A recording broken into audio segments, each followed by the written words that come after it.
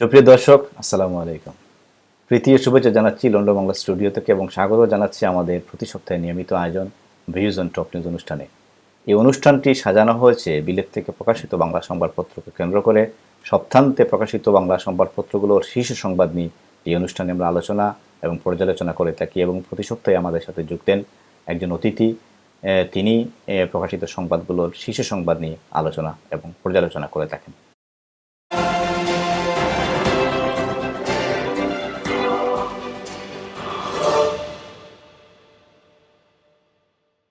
আজ আমাদের মধ্যে উপস্থিত আছেন ইস্ট লন্ডন মসজিদ ও লন্ডন মুসলিম সেন্টারের নির্বাহী পরিচালক জনাব দিলদার হোসেন খান।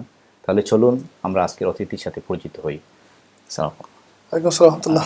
ধন্যবাদ আপনাকে আমাদের অনুষ্ঠানে আসার জন্য। আপনাকে ধন্যবাদ আমাকে ইনভাইট করার জন্য। তাহলে চলুন প্রথমে আমরা দেখে নিই যে সপ্তাহে প্রকাশিত সংবাদপত্রগুলোর শীর্ষ সংবাদ, এরপরে আমরা উল্লেখযোগ্য দু তিনটি সংবাদ নিয়ে আলোচনা করব। প্রথমে আমার কাছে আছে সাপ্তাহিক দেশের শীর্ষ সংবাদ। ব্রিটেনে ইসলাম বিদ্বেষী অপরাধ বেড়েই চলেছে, উদ্বিগ্ন মুসলিম কমিউনিটি। দুইটি সাবেরিং আছে, বাসে গর্ভবতী মহিলাকে আক্রমণ, কৃষ্ণাঙ্গ মহিলার বিরুদ্ধে চার্জ, টটনহামে বৃদ্ধের উপর আক্রমণকারী গ্রেপ্তার।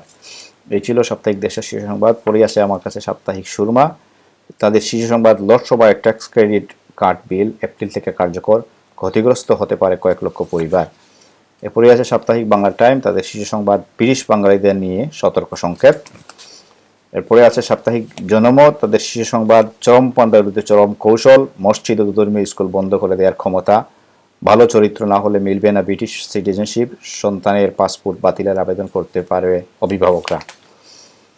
এরপরে আসে সাপ্তাহিক লন্ডন বাংলা। তাদের শীর্ষ সংবাদ, লেবার পার্টির কড়া নির্দেশ অমান্য করলেন রুশনারা আলী। আরেকটি নিউজ, সাবেক বিচারপতি শামসুদ্দিন চৌধুরী মানিককে লাথি ঘুষি, অপহরণের চেষ্টা। এরপরেই আছে আমার কাছে সাপ্তাহিক বাংলা কাগজ। তাদের শীর্ষ সংবাদ, বিদেশি হত্যার আতঙ্ক, বিভ্রান্তি না ষড়যন্ত্র। সর্বশেষ আমার কাছে আছে সাপ্তাহিক পত্রিকা, যেটি প্রতি মঙ্গলবারে বের হয় এবং ব্রিটেনের একমাত্র বর্ষিত পত্রিকা। তাদের শীর্ষ সংবাদ, মসজিদ ও ধর্মীয় স্কুল বন্ধ করে দেওয়ার ক্ষমতা পাচ্ছে কর্তৃপক্ষ, তীব্র সমালোচনার মুখে সরকারের নয়া কৌশল। এই ছিল আমাদের হাতে থাকা এই সপ্তাহের সংবাদপত্রগুলোর শীর্ষ সংবাদ। এখন আমরা কয়েকটি সংবাদ নিয়ে আলোচনা করব। গত সপ্তাহে যে নিউজটি, যে ঘটনাটি সবচেয়ে বিশ্বজুড়ে যে আলোচনা সৃষ্টি করেছে, সেটি হচ্ছে একজন কৃষ্ণাঙ্গ মহিলা একজন গর্ভবতী মহিলাকে ইসলামোফোবিক অ্যাটাক করার যে ঘটনা, আপনারা নিশ্চয়ই সেটি দেখেছেন। আমি আপনার কাছে জানতে চাইব, যেহেতু আপনি ইউরোপের একটি সর্ববৃহৎ ইসলামিক প্রতিষ্ঠানের নির্বাহী পরিচালকের দায়িত্বে আছেন, সাম্প্রতিক সময়ে নর্মালি ইসলামোফোবিক ঘটনা তো সবসময় কিছু কিছু ঘটে, কিন্তু সাম্প্রতিক সময়ে এই ইসলামোফোবিক অপরাধগুলো বেড়ে যাওয়ার কারণ কি বলে মনে করেন? জি, আসলে বর্তমান কয়েক বছর থেকে বেশি বেড়ে গেছে। ইন্টারন্যাশনাল যে ইস্যুসগুলা, মনে করেন সিরিয়াতে আমাদের কিছু ছেলেমেয়েরা যাওয়ার কারণে এটা সবসময় নিউজে থাকে, এটা প্রচার করা হয়, বেশিভাবে প্রচার করা হয়। এই জন্য আমার মনে হয় মানে এই যে ইসলামোফোবিয়াটা বেড়ে গেছে।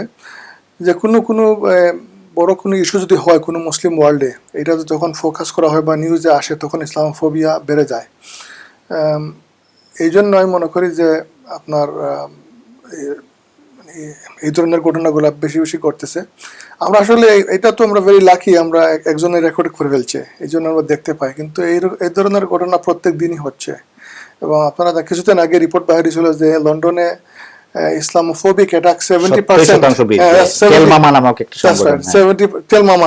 টেলমামা তারা এটাকে মানে সংগ্রহ করে আর কি, তারা কালেক্ট করে এবং অ্যানালাইজ করে।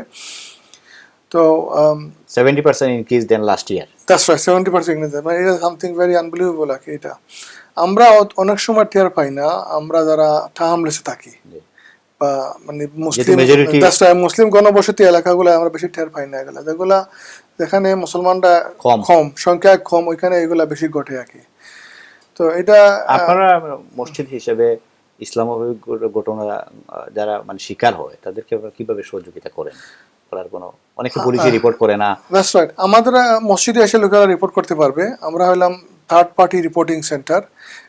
কেউ যদি কোনো ধরনের ইসলামিক ফোবিক অ্যাটাক বা কোনো ধরনের অ্যাটাক যদি হয় এবং সে পুলিশে না গিয়ে মসজিদে এসে, আমরা একটা ফর্ম আছে, ফর্ম ফিল আপ করতে পারবে এবং আমরা পুলিশের সাথে এটা কেসটা টেক আপ করতে পারবো। আমরা অতীতে এরকম করেছি, কিছু ইসলামিক ফোবিক অ্যাটাক হয়েছিল, আপনার ওই 7/7 পরে, এরপরে আরো ঘটনার পরে, তখন আমরা এই যে লি রিগবি ঘটনার পরে এই ধরনের সময় আমরা পুলিশকে রিপোর্ট করেছি যে আমাদের কাছে লোকেরা এসে বলতেছে, এবং পুলিশ এটা টেক আপ করছে আর কি। সো আপনারা পাবলিকের বিহাফে এটা করে থাকেন? That's right. না, এটা আমরা হলাম রেজিস্টার্ড সেন্টার, এটা পুলিশের মানে রেকগনাইজড, এটাকে বলে থার্ড পার্টি রিপোর্টিং সেন্টার আর কি।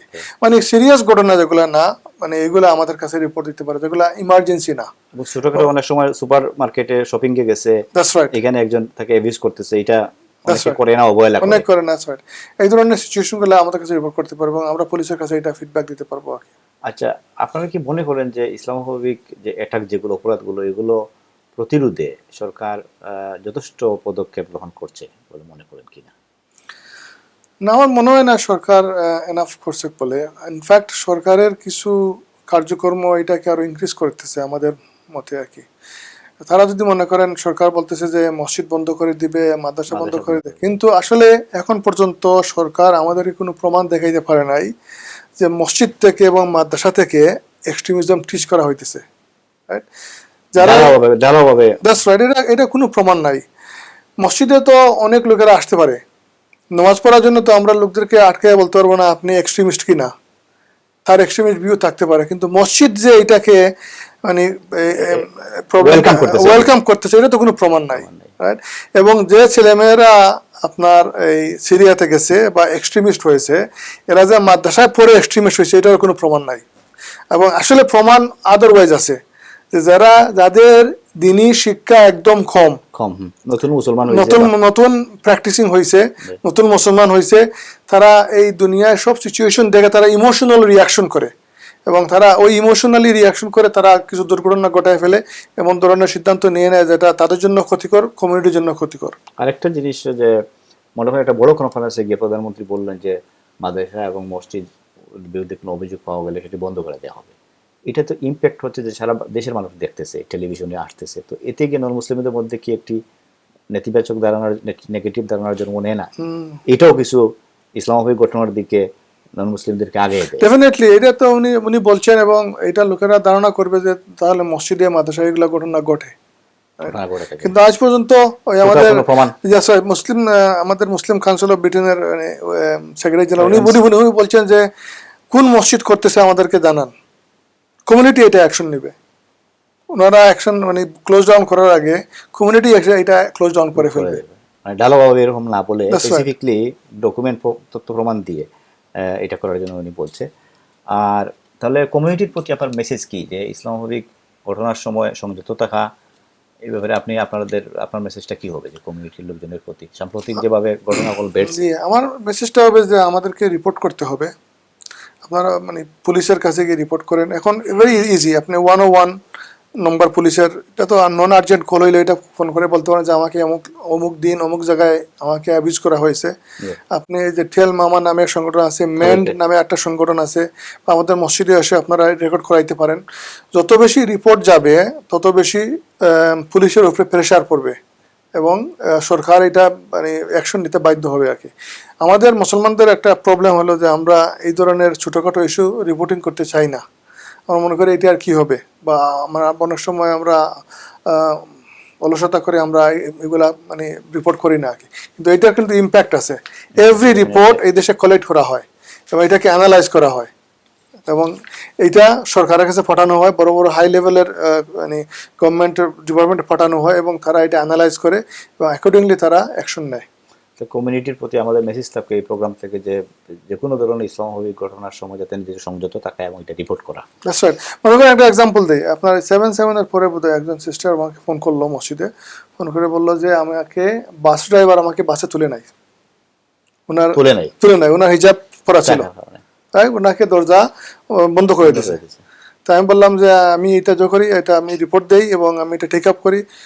বললেন না ভাই, আমি চাই না, ওটা ঝামেলা হবে, রাইট, এরকম আমাকে অনেক প্রশ্ন করবে, আমি এগুলো আরো মানে এই ধরনের আমাদের অ্যাটিটিউড আছে, বইয়ের তো কোনো কারণ নাই। হ্যাঁ, আমরা অন্য একটা নিউজের দিকে মুখ করি, সেটি বাংলাদেশের একটা আলোচিত বিষয়, যে ঢাকা থেকে ভিসা অফিসটি দিল্লিতে স্থানান্তরের পরে বাংলাদেশের ভিসা প্রাপ্তির সংখ্যা একেবারেই কমে গেছে। জেনুইন যারা অ্যাপ্লিকেন্ট তারা ভিসা পাচ্ছে না। রিসেন্টলি একটা ঘটনা, একজন ব্যাংকের সিনিয়র কর্মকর্তা আমার জানা মতে তিনি অ্যাপ্লাই করছিলেন, তাকে বলা হয়েছে যে তার চাকরিগুলো ঠিক না, মানে চাকরিটা তারা বিচার করতে পারছেন, এই ধরনের ঘটনা ঘটছে। এখন ভিসা অফিস ফিরিয়ে আনার জন্য বিভিন্ন আন্দোলন শুরু হয়েছে। সো এই আন্দোলনে আপনারা কিভাবে সহযোগিতা করতে পারেন এবং কি করা যায়? না, এটা তো আমাদের প্রেশার ক্রিয়েট করতে হবে আমাদের ব্রিটিশ গভর্নমেন্টের প্রতি, যে বাংলাদেশি আমরা এই দেশে 500,000-এর মতো আমরা বাংলাদেশি, এবং আমাদের এখানে একটা হেরিটেজ আছে, আমরা অনেক দিন থেকে এখানে, নট এ নিউ কমিউনিটি, এবং আত্মীয়স্বজন বাংলাদেশে আছে, আসা যাওয়া এরকম হয়তো যদি মনে করেন এই দেশে বাংলাদেশির সংখ্যা একদম কম হইতো, মনে করেন 4-5 হাজার লোক আছে, তাদের এম্বাসি তারা ম্যানেজ করতে পারতেছে না, তাদের ঘাটতি হয়ে যাচ্ছে, এইটা তো কোনো প্রমাণ নাই এই ধরনের। তারা শুধু যে এফিসিয়েন্সি এবং তাদের পয়সা বাঁচানোর জন্য আমাদের জন্য এত ইনকনভিনিয়েন্স করে ফেললো। আমাদের আত্মীয়স্বজন এদেশে বেড়াইতে আসবে, আমাদের অনেক লোকেরা এদেশ কন্টিনিউয়াসলি আসতেছে। তো এটা আমরা সবাই মিলে আমরা প্রতিবাদ করার দরকার। মসজিদ থেকে আমরা যতটুকু করা ইনশাল্লাহ করবো, পিটিশন এগুলো আমরা অ্যানাউন্সমেন্ট করতে পারি, মসজিদে আসে লোকদের কাছ থেকে সাইন নিতে পারে, এবং আমরা এটা সহযোগিতা করব ইনশাআল্লাহ। সর্বশেষ সময় কম, আমরা একটা নিউজ আমরা একটু আলোচনা করব, সেটি হচ্ছে যে সাপ্তাহিক দেশে চাপা হয়েছে পানির লাইন মেরামতের কথা বলে ঘরে প্রবেশ, পূর্ব লন্ডনের অভিনব কায়দায় চুরি, একজন কিচেন অন্যজন চুরিতে 10 ভরি সোনার অলংকার নিয়ে উধাও। আপনি হয়তো জানেন এই ঘটনার নিউজগুলো প্রায় সময় সোশ্যাল মিডিয়া আসে, যে আপনার পানির লাইন চেক করার কথা বলে অথবা মিটার রিডিং চেঞ্জ করার জন্য করে ডাকাতি করে, এইভাবে একটা ঘটনা ইসলামের মধ্যে ঘটেছে। আপনি এই ব্যাপারে আপনার পরামর্শ কি আমাদের কমিউনিটির প্রতি? এটা আসলে আমাদেরকে খুব কেয়ারফুল থাকতে হবে। এই ধরনের ঘটনাগুলো খুব বেশি বাড়তেছে দিনের দিন। আমরা যেটা করতে হবে, যে কেউ যদি আমাদের বাসায় আসে বলে যে আমি গ্যাস মিটার চেক করব বা পানির মিটার চেক করব, বা তাকে আইডির জন্য জিজ্ঞাসা করতে হবে, তোমার আইডিটা দেখাও আগে। তো সন্দেহ তাকে ঢুকাবেন না, তাকে কোনো অসুবিধা নাই। এমন না যে আপনি জানেন তো আপনার কোনো ইমার্জেন্সি নয়, রাইট? ইমার্জেন্সি হইলে না আপনি তাকে হয়তো আপনি ঢুকাইতে পারেন, বা আসলে এরপরেও তার আইডি না দেখা পর্যন্ত তাকে ঢুকাবেন না। এটা আইডিও কিন্তু কোনো সময় আবার জাল হতে পারে, এটাই প্রবলেম আসলে আমাদের। আমি যেটা দেখছি যে কোনো জায়গা থেকে কেউ আসতে চাইলে আগে চিঠি দিয়ে অ্যাপয়েন্টমেন্ট করে যে ওইটার সময় আমি আসবো, সুতরাং অ্যাপয়েন্টমেন্ট না থাকলে তাকে আমি ঢুকাইবেন কেন? That's right. এটা অনেক সময় তারা টেক্সট করে বা চিঠি দেয়। That's right. তো আমার মনে হয় এটা কোনো অসুবিধা না, যদি আপনার সন্দেহ থাকে এবং আপনার বাসায় একা থাকেন, বিশেষ করে মহিলা, আপনি ঢুকাবেন না, তারা কার্ড রেখে যাবে, আপনি পরে যদি জেনুইন হয় পরে তাদের কল করলে আবার তারা আসবে। ঘটনাটি আসাবুদ্দিন, উনি পরিচিত মানুষ, উনি এবং ওনার ফ্যামিলি, উনি 70 বৃদ্ধ, ওনার ওয়াইফও বৃদ্ধ, এবং তারা এগোরই বেছে নিয়েছে আপনার চুরির জন্য। That's right. তারা বিশেষ করে টার্গেট করে যারা ভালনারেবল, তারা বৃদ্ধ, একা থাকেন, বা বয়স্ক লোকদেরকে তারা মেইনলি পেনশনারদেরকে বেশি টার্গেট করে এই ধরনের লোকেরা। থ্যাংক ইউ, আমাদের সময় শেষ হয়ে গেছে। দেলোয়ার ভাই, আমাদেরকে সময় দেওয়ার জন্য আপনাকে ধন্যবাদ। Thank you. দর্শক, দেখতে দেখতে সময় ফুরিয়ে এলো, এবার বিদায়ের পালা। দেখা হবে আগামী সপ্তাহে একই সময় একই অনুষ্ঠানে। ততক্ষণ পর্যন্ত ভালো থাকুন, সুস্থ থাকুন। আল্লাহ হাফিজ।